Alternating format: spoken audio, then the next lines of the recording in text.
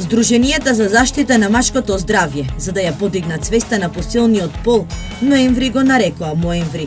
Депресија, рак на простата се само дел од едукативните кампањи кои се организираат во текот на овој месец. Карциномот на простатата зазема голем замав. Ако претходно во текот на годината од оваа болест се оперира од 10 до 15 мажи, сега се прават исто толку операции, но во рок од 1 до 2 месеци, покажуваат статистиките на Штипската клиничка болница. Карциномот на простата, за жал, стана едно од најчестите заболувања кај машката популација. За споредба, ако сме, да речеме, пред 5-10 години оперирале 10-15 карцинома на простата годишно, сега можем слободно да кажем дека имаме некаде 10 до 15 за некаде за месец и пол 2.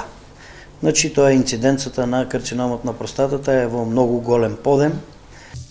Симптомите се општи, но неодредената болка во пределот на гениталиите треба да го вклучи алармот и да се побара лекарска помош. Задолжителни превентивни прегледи еднаш годишно за мажите над 45 години, алармираат уролозите.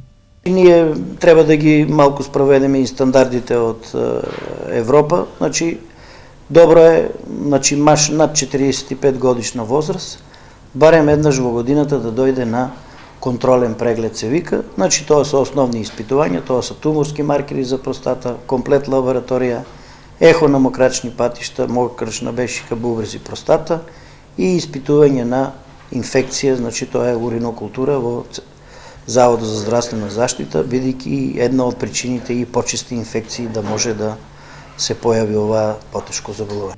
За жал, бројот на мажи кои самоиницијативно бараат превентивни контроли е многу мал, појаснува доктор Шопов, додавајќи дека ваквите кампањи за подигање на свеста не треба да се организираат само во ноември, месецот кој уште е познат и како месец Моември.